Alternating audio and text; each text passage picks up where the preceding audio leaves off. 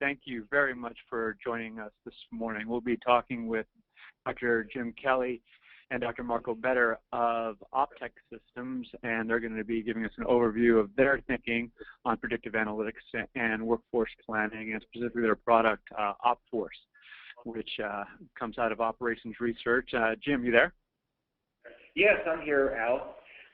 Thanks again for inviting us to present today. We're really looking forward to it. All right. And Marco, you there as well? Yes, I am, Al. Glad to be here. All right. Fantastic. Just so everyone knows, and some of you may have attended our webinars before, our format is a bit unique insofar as that we'll be having a discussion for the next 8 to 10 minutes to get to know Jim and get to know Marco as well as OptTek. And from there, they'll go into a presentation of 30, 35 minutes, and then we'll conclude to answer your questions and discuss some of the points that were brought up during the presentation. And we'll do our best to wrap up about 5 minutes to the top of the hour. So with that in mind, Jim, please introduce yourself to the audience. I know you've been at this for number of years, and you yourself are a PhD. Can you give a little bit background to yourself and OptTek, please? Sure, absolutely, Al. OptTek was formed in 1992, so we've been around quite a long time at this point in time.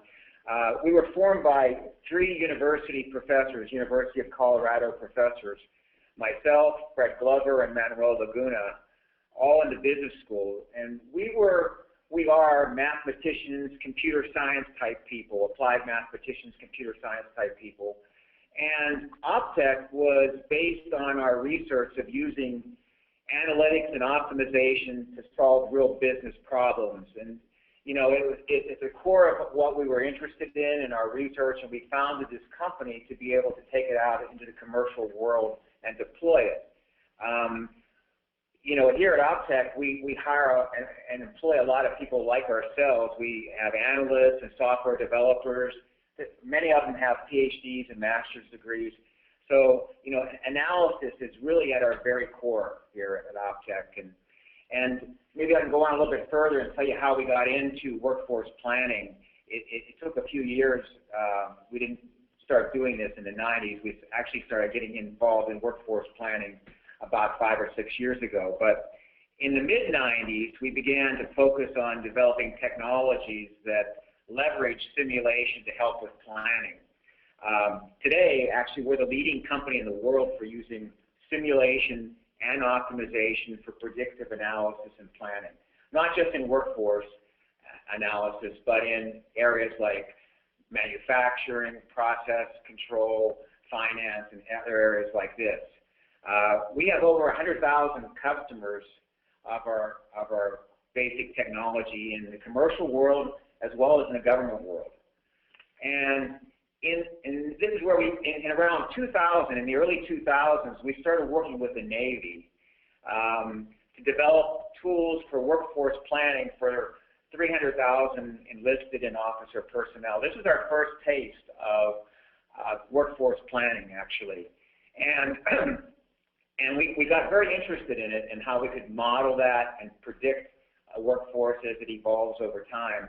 And in 2005, we decided to transfer this technology to the commercial world from the defense world. And we obtained a series of National Science Foundation grants to commercialize the approach. And that's where the web-based OptForce product was born. You know, and the Army also, who has over 500,000 employees or soldiers, also helped us develop the product through a series of grants. So from the very beginning, we've been looking at this in a very large scale and in a very complex environment, and that is at the core of OptForce. And OptForce is really, really data-centric, really analysis-oriented, and so this is a little bit of the history of how we got to where we are today anyway. Got it. Thanks for sharing. And if I understood that correctly, so it's not only about the workforce, you've also had a great deal of work in finance, operations, and other disciplines other than HR. Is that a fair statement? Yes. I mean, really, the core technology that's in most of our business is combining simulation and optimization and predictive analytics for decision support. And, you know, it's certainly needed in workforce planning, but it's also needed in scheduling or manufacturing, planning for manufacturing, process improvements, financial analysis, and in the defense world as well. We do a lot of different things in a lot of different areas, but it all boils down to some core technology that we reapply over and over again. And it's still based on that research and interest that the original founders had almost 20 years ago. Got it. And just for your own, from your own perspective, would you regard this, obviously the underlying technology is complicated, took years to develop, but from a customer or potential customer point of view, what is their experience like? Is it very complicated? Is it doable? Because many think, oh, predictive analytics is way out there. We're not there yet. I don't know when we're going to get there. Do people really have to wait, or is it something that's more accessible than they might think? You know, Al, when we first got into this, we created, and that was about 6 years ago, or even 10 years ago if you go back to the Navy work, we created initially we created some pretty hard to use tools. And we thought we could create tools where the customer could do all kinds of things with all kinds of complexities. Over time, we've realized what most of our customers really need was a much more simple approach to workforce planning, and so a more straightforward approach. And so what we've done is our model has evolved into a collaborative model where we consult with the customers. We do a lot of the heavy lifting in terms of the analysis and the analytics, and really provide closer to the answers to the customer, rather than forcing them to do a lot of really sophisticated analysis on their own, which is very complex and tedious in some cases. This is a very data-heavy kind of field, and so we take the burden off our clients and work behind the scenes to do a lot of that for them, and then just provide them the results that they can actually take action on. Got it. So you regard yourselves more as a solution provider as opposed to a software provider, or in effect outsourcing analytic capability. Are those fair statements as well? Yeah, absolutely. Initially we thought we were going to be a software provider, and because everyone told us that's what you should do. But over time we realized that's not what most of our customers wanted. They wanted more of a solutions approach. And specifically over the last 3 or 4 years, we've evolved very heavily into that. That's not to say we don't have a lot of software behind the scenes. We do. We have a lot of very sophisticated structured software back in our back office side of our application. But fortunately for the customer, they don't have to see a lot of that. Got it. Okay, well, thanks for that level setting. I appreciate it. For my money, it's teed me up quite well to pique my interest to see what's coming. Just so everyone knows, you can ask questions as Jim and Marco are speaking. I will be going through those questions during their talk time, and then I will start fielding those questions to them as they wrap up. So don't hesitate to use the question in the GoToWebinar tool. Also, we have a couple polling questions coming up in a few minutes, so you all will be able to participate in those. So with that, Jim, I'll let you take it from here. Okay, thanks, Sal. Again, thanks everyone for tuning in today. We appreciate it. We appreciate the opportunity to talk to you. You know, as I was saying before, OptForce is really a comprehensive system for workforce planning that we built over actually a few decades of effort. We'll talk a little bit later on, but we do have a patent on their model. You know, we've been awarded a Cool Vendor Award by Gartner, and we're really proud of the analysis and algorithms that are underneath the covers of OptForce, and hopefully you'll get a sense of that today as we go through what OptForce does and a few case studies that Marco is going to help us with. So let's begin then. So let's click this. So, you know, when we talk about the vision we have for OptForce, we think of it as a proven data-centric system that utilizes statistics, simulation, and optimization to create actionable people analytics that improve performance, reduce talent risk, and enrich the work experience. And I'm going to talk about all these things in the next few slides a little bit deeper. But we are really focused on what we call actionable people analytics. OptTek and OptForce, we're not very interested in metrics just for metrics' sake. We believe that, you know, if you're going to create a metric, it ought to be something you can do something with.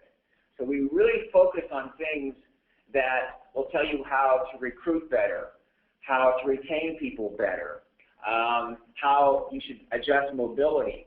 We are very focused on things that you can do something with. Now, that's a good thing, because what that does is it focuses our attention. One of the concerns sometimes we have with clients is there's so much data out there, and we have to get it all ready before we can start anything. Well, that's not necessarily true. What we found is if you focus on what you need to do workforce planning and what things you might want to affect change in, then you can really focus your efforts and not have to worry about cleaning up all data and all sources, but really focus only on the data streams that are important to the process. Organizational performance is important to us as well. We worry a lot about matching up the skills with the jobs and the people in the organization, so you get a good matching there. We're also very interested in controlling costs, which of course combines to improve productivity. We are also very interested in talent risk. You know, we're very concerned about, as an organization moves through in time, are they going to have the people they need to pull off their strategic objectives? And so that risk, of potential of not having the right people in the right place, is something that OptForce allows you to look at very carefully. We concern ourselves with the work experience. Now, of course, workforce planning isn't the panacea for all workforce work experience concerns, but it can address some of those things. First of all, it can help with talent alignment, making sure people are trained and able to do their jobs properly. It can look at things in terms of diversity issues and environments around that and proactive diversity types of issues. It can look at just general program planning in general and making the environment a better and more effective workplace, and doing that in a cost-effective way. It's a holistic approach, and we'll talk about that in a second, but it's a holistic approach to workforce planning. And at the end, we have a lot of technology. We use simulation, which you'll hear me talk a lot about. We use statistics, we use optimization, and there's a strong component of machine learning here that we're learning more and more as we go, and learning how to do this planning process better and better as more and more data comes into the system. Probably if anybody's looked at workforce planning, they probably have seen a diagram that is similar to this one somewhere before. Workforce planning generally is broken down into at least 3 categories: descriptive, predictive, and prescriptive. And we use these as well. Descriptive is basically looking at what happened in the past. Often, you know, using hindsight, doing reporting of, okay, what were our retention rates, what were our hiring rates, et cetera, what were our costs in the past. Predictive analysis, of course, is when you go and you try to predict the future. What will happen in the future if we try to change something? If we change our recruiting structure, or we change our promotion structure, what will happen in the future? These are sort of what-if types of analysis. Very important, we think. And then finally, the end game here is prescriptive. You know, there are multiple levers in a workforce. You have, of course, recruiting levers. You have retention levers. You have the ability to consider different mobility plans or talent flow changes. And all these things combine to have an effect on your organization. And prescriptive is coming up with the optimum set of all those levers, settings on all those levers to really create the most efficient and productive workforce you can have. Now, one of the things that we like to talk about is that we have one system that does all these things. OptForce has one model, one system. We use simulation. So the only difference between the past and the future in our world is that the past is based on real data, and the future is based on simulated data into the future. But the data looks identically the same to us.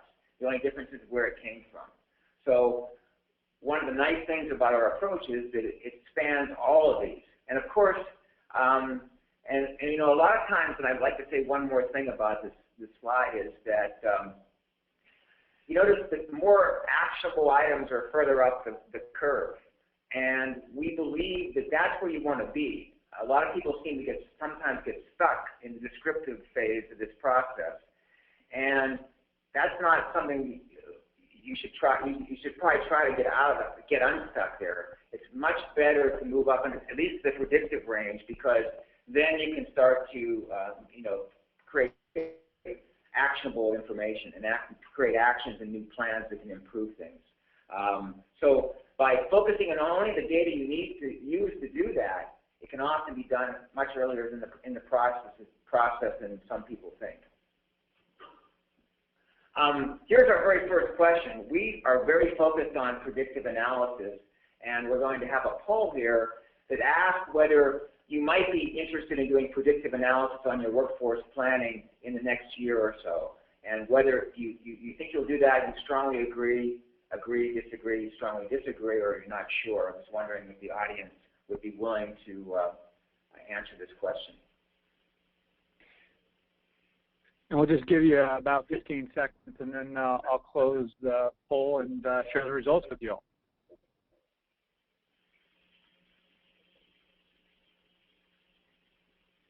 So about 5 more seconds if you haven't voted already.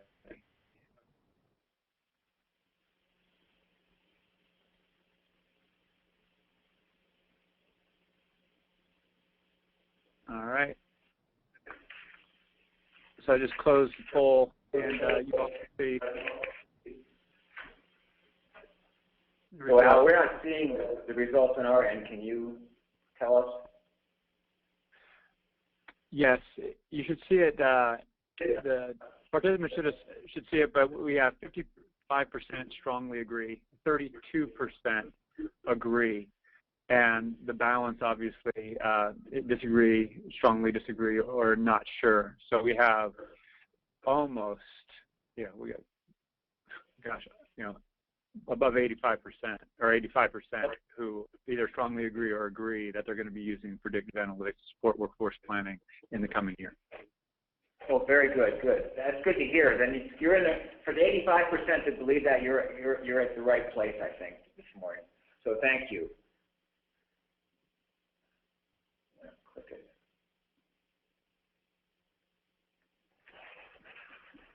There we go. Okay, I want to continue on a little bit. When I think about the workforce in an organization, I think of it as an organism almost. I think of it as a living, growing, changing organism that any given point in time has a certain character and footprint, but in the future is going to look very different. So here, this is a little cartoonish kind of way of looking at this, but you start out with an organization like this, and of course, what makes an organization get bigger? Recruitment. You bring people into the organization, or possibly you transfer from another sister organization, and it grows in size.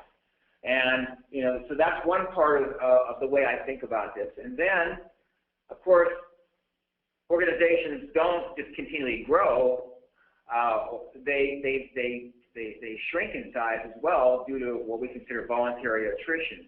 This is people choosing to leave an organization on their own accord. This is something most organizations want to understand well, because they want to understand why people are leaving, whether they can maybe reduce that attrition rate in many cases.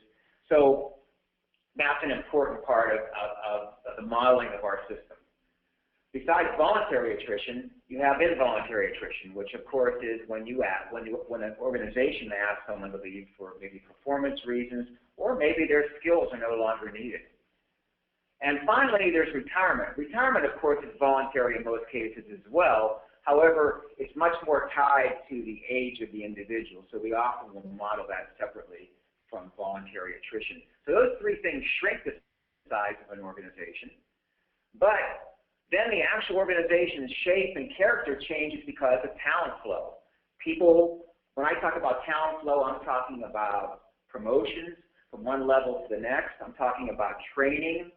I'm talking about transfers, lateral transfers within an organization. All these things tend to move people around and change the footprint and the skill set of the organization. So we're interested in modeling all these things within OptForce. And of course, the goal then is, as time goes on, and specifically as we look into the future, how does the organization change in size and footprint? And that's what we're, at the highest level, that's what OptForce is all about. Now, we talk a little bit about technology, and I don't want to dwell on it too much, but there are really two kinds of technologies that are at play here in this area, and most of the people doing workforce planning tend to use one or the other, and we use a combination of these things. But predictive statistics use data to predict the future. There's a little chart there on the left-hand side, a trend chart, which you all have probably seen before. Basically, you use data from the past to predict the future, and it's usually in some functional form that looks like a regression equation. I have a little function there, y of t equals a function of time, and a bunch of other variables. We found in workforce situations, this works pretty well at high levels of aggregation, maybe at the business unit or at units where the quantity of employees is quite high.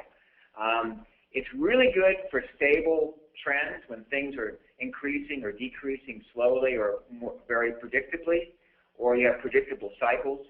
But if you have a system that's changing, you're picking up new products and services, you're changing the skill set, you're considering new organizational changes or new recruitment approaches, then a lot of these predictive statistical methods don't do so well, we found in workforce planning. And alternatively, we looked at simulation, particularly agent-based simulation. And here, we are using data and system structure, the actual structure of the organization, to model the future. So we're modeling the actions of individual people as they're impacted by their own personal attributes and the environment. So we're modeling how people will move through their careers within an organization and are promoted, transfer, potentially take on new jobs, new skills, go through training, and ultimately leave the organization one way or the other. This gives us the ability to look at a very detailed level, at the individual level, or a very granular level, at the role level, for example, or at a very high level, just like predictive analysis can do. It's really good on stable environments, but it really, really shines when we're investigating the impact of changes to the workforce, structure, recruiting changes, mobility or talent flow changes, and the like.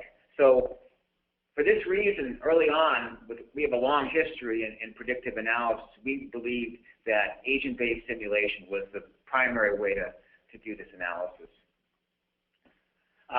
This is just a slide. I'm not going to go into it. It's actually from our patent, it's in the patent description for OptForce. You can look it up. That's the patent number at the bottom. And you can see it considers time, it considers roles, it considers programs, recruitment, etc., to predict the future. And those arrows are all showing people moving through time and through their careers within the system. And OptForce, if you want to find out more about it, you could actually go to the patent and read more about it. Now, I've talked up to now about the supply of talent. The organism that grows and shrinks depending on what's going on. But we have to talk about what you need, workforce demand. What will you need in the future? So we're going to use history, various metrics, and operational data to predict demand for skills and roles within an organization. And we're doing this using machine learning and sometimes some traditional statistical models and math models that are driven by optimization. Now, I want to point out, we're not doing this at the high level. You know, an organization that has 50,000 employees this year, if you want to predict they're going to have 52,000 employees next year, that's not very hard to do. What is hard to do is to drop down to the role level, and that's what we're predicting. We're predicting the number of people you're going to need at the role level this year, next year, and as far out as you'd like. So when I talk about history as one of the factors that goes into this model, you know, how have the roles tracked with products and services in the past? Of course, that's going to play a role here. History does have a role. Metrics are things like, particularly looking into the future, revenue, projects, orders, things that you're going to be, that your organization is predicting that you're going to be obtaining in the upcoming planning period. These are going to be part of our model. And operational data. And this is what I call bottom-up planning. So there could be two kinds of things going on here. One might be you're creating a model or a process model for a new product and service, and you're trying to figure out how many people and skills you need to deliver that product or service, and you build it up that way. The other way is going out and actually asking people what they're going to need for the future in terms of labor needs. And all three of these things come together into one single model to predict demand. And once you have that at the role level, you usually run into one of three possible cases. You know, you're going to have a situation where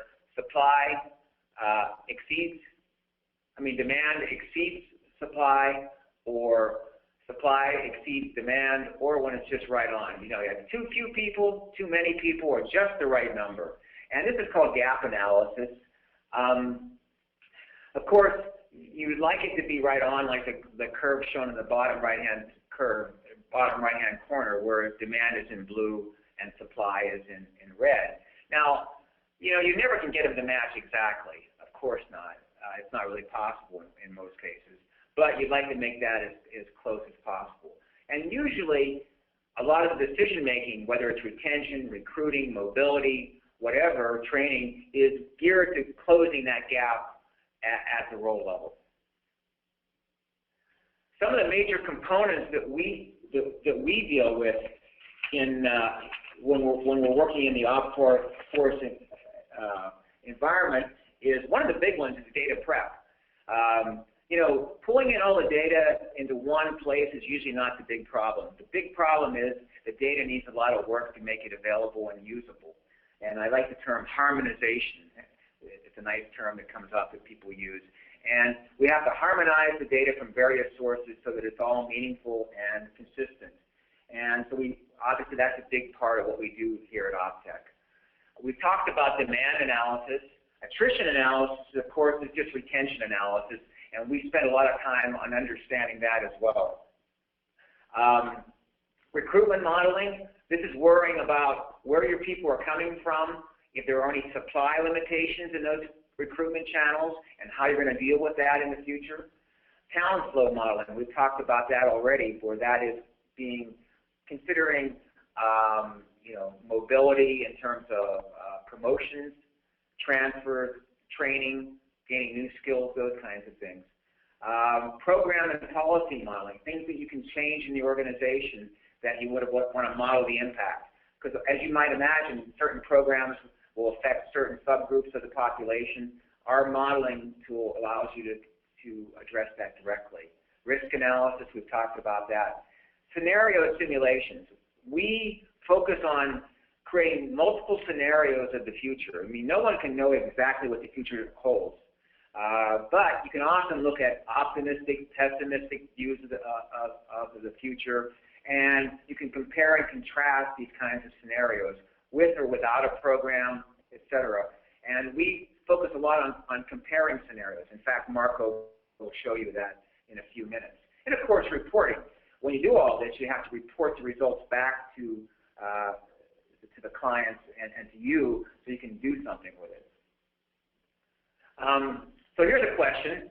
If today you had an operational workforce planning system like we've been describing, which of the following areas would you address first? Demand planning, recruiting, retention, talent flow, or something else?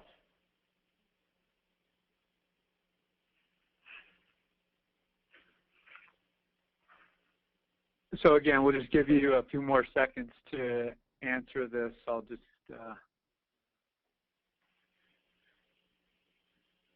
okay, 10 more seconds.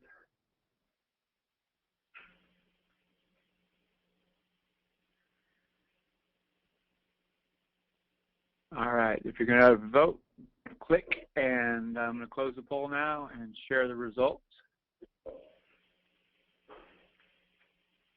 So, in just the event you can't see it, Jim, demand planning, 62% was by far and away the one of most interest, followed by talent flow or talent mobility. Only 10% for recruiting and 5% for retention. So demand planning was by far and away the area of most interest. Well, that's consistent with what we've seen too, that, one of the first things that many people do in terms of workforce planning is focus on demand planning. And the reality is you have to do that relatively well before the rest makes sense anyway. So that's consistent with what we think is important as well. This is just a process model I just wanted to talk a little bit about how we go about engaging with a customer that's interested in doing workforce planning. Obviously, you see in the left-hand corner up there, assess the needs they need, whether it's demand planning or whatever. You're collecting the data, building the models I've been talking about. One important thing that we think is extremely critical is then, once you have those models, to validate them against history. So we create models, and then we compare them against history to make sure that our models are predictive and accurate. And then we're willing to predict the future once we've done that. Then we go into a cyclical cycle where we continually update. We basically simulate various scenarios that customers are interested in. We involve and we look at the data and make sure there's nothing anomalous with what's going on. We develop an action plans and help them deploy them with the organization, assess the needs, and start over again. And we continue this. Sometimes this is done on a monthly basis. Sometimes it's done on a quarterly basis. But it's an ongoing process that we're constantly working with the customer.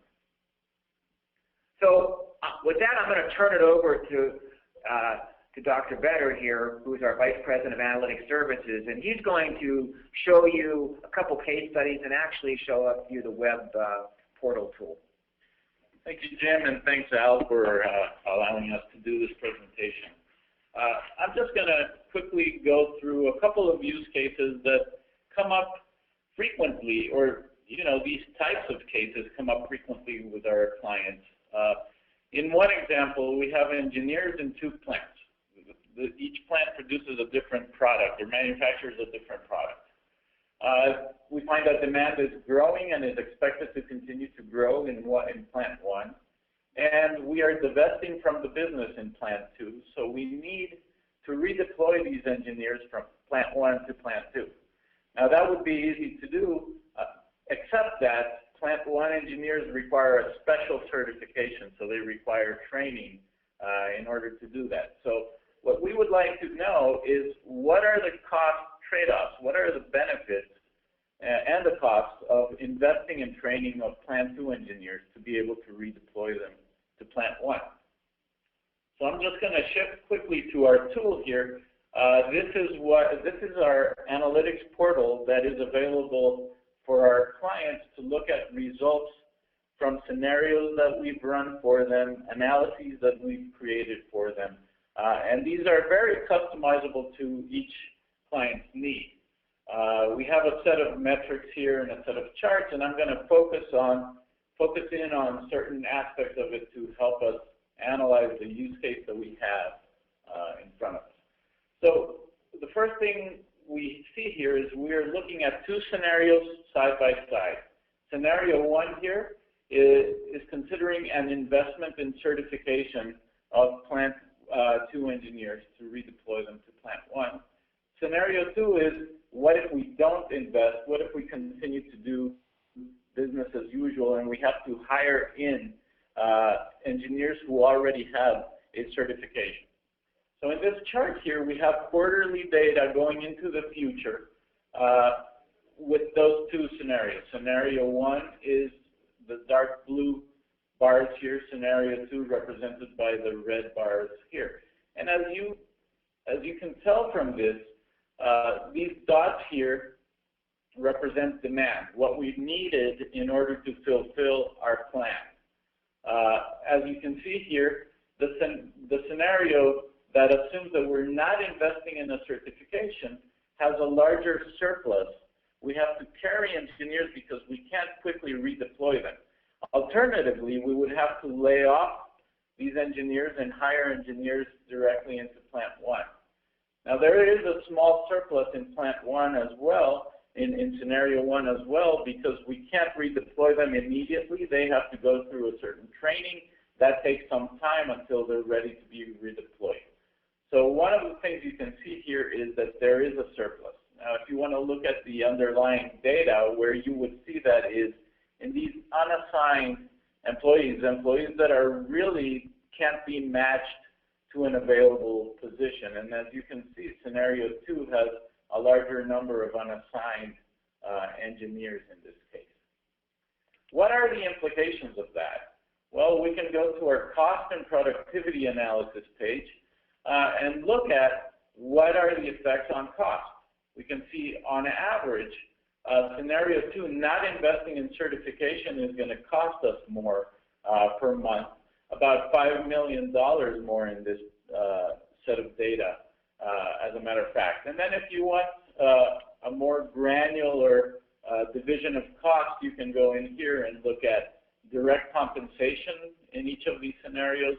What is the cost of training? And as you can see, training is costing us quite a bit. Finally, you can hone in on the cost by period and look at very detailed information about direct compensation costs and how those will evolve over time. Program management cost, what is the cost of managing that training? What is the cost of all other benefits in our company? And then differences in recruitment costs. And as you can see, you're going to have to recruit. You're going to have to spend a lot more in recruitment in scenario 2 if you don't invest in certification, as opposed to scenario 1, where you can redeploy those engineers through some training. So that is the first case. And I know I'm going quickly, but this is just to give you a flavor of what we can do in terms of analysis. The second case has to do with retention. We see that recently hired employees exhibit higher turnover than more seasoned personnel. That is not surprising. That seems to happen a lot in most of the cases that we've come up against. But really, what is happening is we are onboarding these new recruits, we're investing in training, and then we're losing them to the competition. This is a negative ROI proposition all the way. In addition to that, there is talent shortage in the market that is creating a growing demand gap. So what if we could improve onboarding in order to increase retention of our new engineers? And I'm going to switch over to my tool again. And so I'm just going to show you quickly how we can deselect these scenarios and select 2 other scenarios to look at the results of that use case. Let's say we have a strategic plan that just considers continuing to do business as usual. No changes to our current investment levels, our current retention or engagement programs, career development rules and eligibility criteria, etc., versus a strategic plan where we create an enhanced onboarding, we invest in an enhanced onboarding experience for our employees. And then just to make sure that we're selecting the right employees, I am going to select all of my engineering type roles just for this demo to look at the effects on that. Let me go back first again to my gap analysis page. And let me expand this chart. Again, I'm only focusing on certain metrics that help us communicate the results of the use case. Again, I have the two scenarios here. Scenario 1 is the baseline scenario with no changes to current practices. Scenario 2 is considering an enhanced onboarding program. As you can see, especially in the out year or the out months or quarters here, there is a growing gap between demand, what we really need, and what we actually have under the baseline plan, given that shortage of talent in the market. That gap is closed under scenario 2 if we can retain more of those engineers, more of those new engineers. The implications here are manifold. First, let's look at turnover. If we implement that plan, we can see differences in turnover. Under the baseline, our voluntary turnover rate in the engineering roles was almost 9%. It would go down to a little bit less than 5.5% if we implement this program. And you can look at critical roles, high performers, and how that affects them. And then again, if we go to look at cost, then we can see that that program costs us a little bit more, that onboarding program, given the assumptions that we've included here. As a matter of fact, what we can do here is very straightforward break-even analysis such as this. We have a cumulative workforce gap. If we do nothing, that gap grows a lot faster than if we do the onboarding or training program. That has an implication in terms of opportunity cost. Maybe it's lost revenue. Maybe we have other hidden costs there. There's a cost of turnover with the higher turnover case as opposed to the better onboarding program. The salary cost, of course, if we keep our more seasoned, our highly trained employees, we're going to have a higher compensation cost.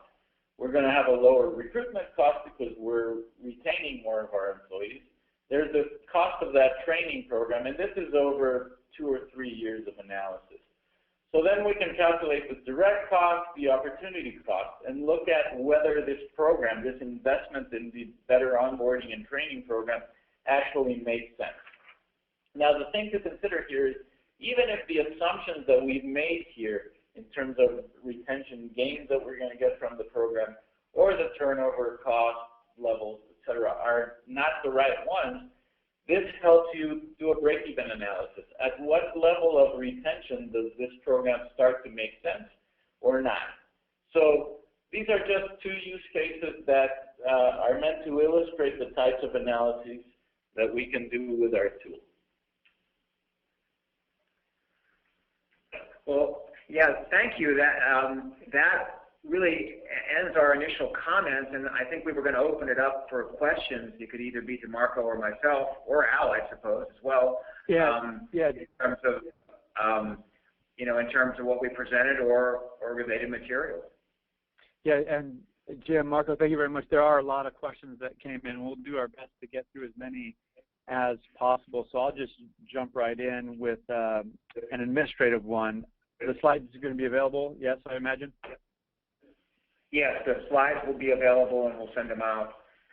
Okay. We'll send them out. Does it have to ask for them, or does it go to everyone, Al? Yeah, so we'll take care of that as a follow-up. Okay. One of the more specific questions to the content of what you were sharing is, how does OptForce differ from many of the other tools in the space, as well as the data visualization tools that are out there, like the Tableaus and QuickViews of the world? I think, principally is the technology that we're applying.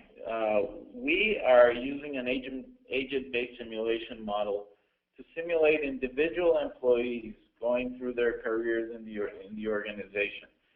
So we look at all the different attributes, and so when we do predictive analytics on retention, for example, we see what are the impacts of programs and external factors on different types of employees based on their unique set of attributes. And our tool helps us determine what are those key factors and what are those key attributes that explain differences in behavior.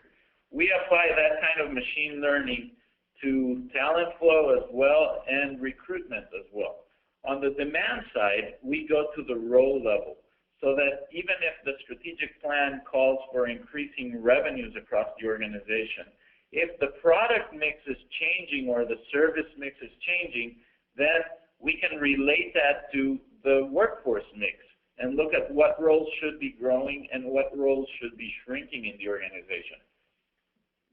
The other thing is our prescriptive analytics, where we use the optimization to help you come up with the best set of levers in order to maximize readiness and minimize cost. Nobody else can do that. And thirdly, I think we really focus on the accuracy of our predictions. We go through a very strict validation process where we test and tune our models to history, and we simulate. We go back however many months or years of data we have. We simulate that going forward, and we minimize the difference between what we simulate and what actually happens. And we typically achieve accuracy levels of 95+%. I don't think any of our competitors can say that. I would go further, though. This is Jim. Beyond, the accuracy of the algorithms, which I said we were very proud of, and we are.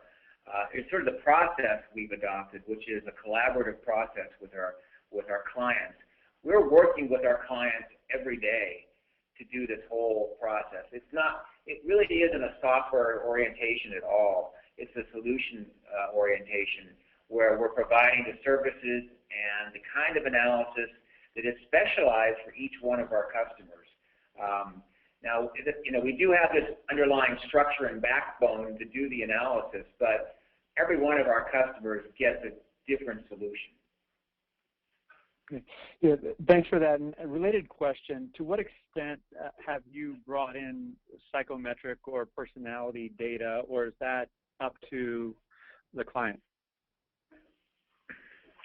We will use the data that is available, whatever the client has. So if we have psychometric data, then we can use it if it's important in explaining differences in behavior. Our machine learning algorithms identify what are the important factors. If something like that is important, then it will be added to the mix. That could be done. That could be used in two different ways. One would be to help model retention better, which presumably, certain role psychometric data combinations might increase retention or decrease it. And the other one is there is a point in our approach where we're matching up people with jobs or roles, and if that can be tied into that as well, we can use it in that part of the model as well. Okay, and I presume you can model things like imminent strategies, like a new plant launch or some imminent change that will likely happen in the future? Absolutely. I mean, that's really the strength of what we have going on here. Because we use a simulation approach, we can model doing things that are not business as usual events. Big changes in the organization, acquisitions of other organizations, major expansions, major changes in products and services. We can model all those things using the simulation in a relatively straightforward way, which is, it is a severe limitation of the more traditional statistical approaches in doing that, and we thrive in that environment. Got it. And I feel like I'm peppering you with questions, so I hope it's all right, but there's quite a few of them. How the smaller companies, obviously, when you say things like U.S. Navy and probably some folks on the line with statistical savvy think large sample sizes are required. So what are some of the smaller companies or business units that you've worked with in terms of number of employees? And a related question, how low could you go, or would you suggest, or does it have to be large?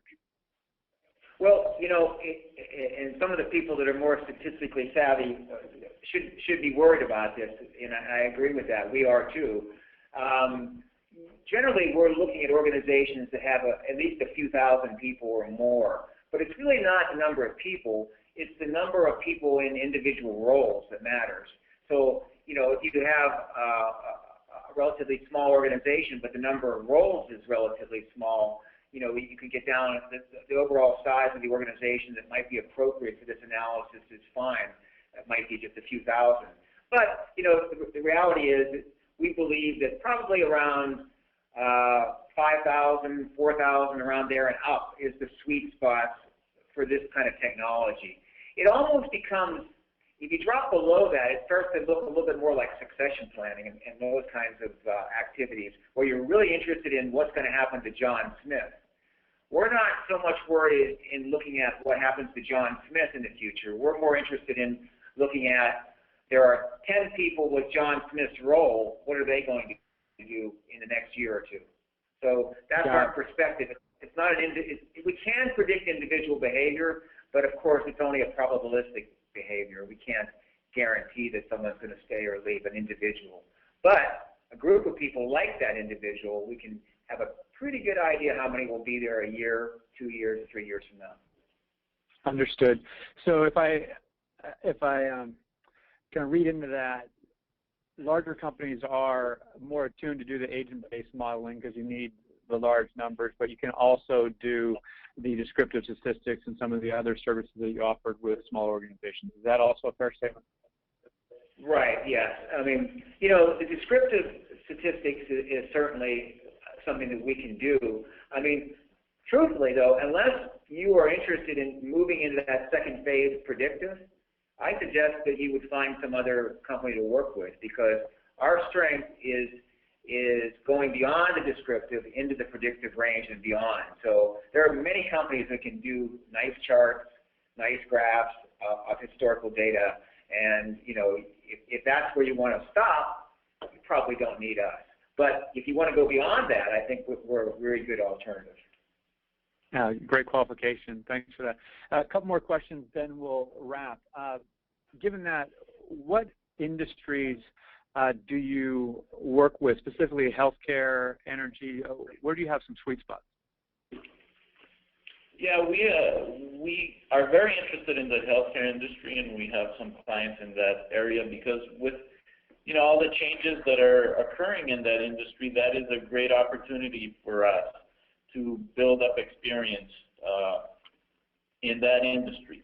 We also have engineering services clients and construction management clients. The Department of Defense has been a traditional client of ours, and we are very interested in entering the consulting services industry, large consulting firms. We believe, since they are so project-driven and their project portfolios are constantly changing, that is a very interesting area for us as well. Got it. Well, as last question, where are you all going as an organization in 2015? For example, where do you see the industry, where critical needs are, and how are you going to service those needs beyond what you've shared thus far? And instead of bumbling further, let me just put it this way. What is the ideal stage in which someone brings you in?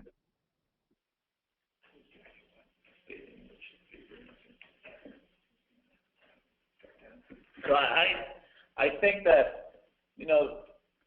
they have pain points in terms of workforce needs in the future, either through expected talent shortages, the aging workforce, or they are entering into new arenas, new markets, new regions, and they want to figure out what that workforce, what they're going to need in terms of the workforce for the future. I think that is where we come in. Companies that have recently reorganized, have gone through mergers and acquisitions, or are just wanting to get a better handle on what they're going to need in the future and how they're going to best get there by selecting the best recruitment channels, the best retention and engagement programs, the best investments in talent that they can possibly make in order to maximize the readiness of the workforce and do it in an effective and efficient way. Outstanding. Outstanding. Jim, any closing comments before we wrap? No, I mean, I just want to thank everyone for taking the time to listen to us. And I'm very encouraged that many of you are interested in moving into the predictive range of workforce planning, which is really the real value of this process is where it will be realized there. So I'm hoping that if you're not working with us, you're working with other companies to move into this realm, because it's really where workforce planning is going and where the most value will be recognized. Fantastic. Well, thank you, Jim. Thank you, Marco. Super appreciate you sharing this morning. Also, to everyone, this will be recorded, so if you want to share it with your colleagues, I will notify everyone when it is available. Also, next Wednesday at the same time, I will be presenting the state of the workforce planning and analytics landscape and what is forthcoming in 2015. And also join us at Talent Planning and Analytics 2015 in San Francisco on February 25th, 26th next year. We have a great lineup of speakers, including organizations Walmart, Google, Chevron, Intuit, among many others. So super excited about that. Thank you for joining us today, and wish you all the best. Thank you, Al.